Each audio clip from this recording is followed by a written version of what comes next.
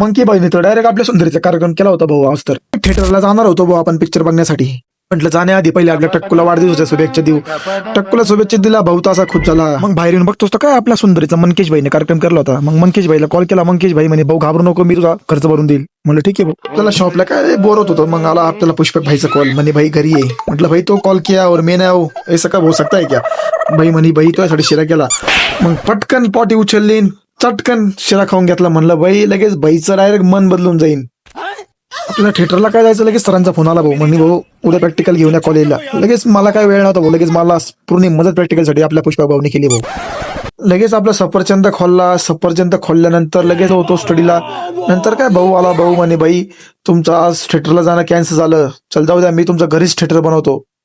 Quiz वगैरे बघून झाल्यानंतर आम्ही काय शेककुटी वगैरे केली. शेककुटी चालूच होती. म्हणलं चला बाकीच्या मित्रांना सांगून देऊ की भाऊ सबस्क्राईब करून जा, आता आलेच इथं. भेटू उद्या कॉलेजमध्ये. थँक्यू.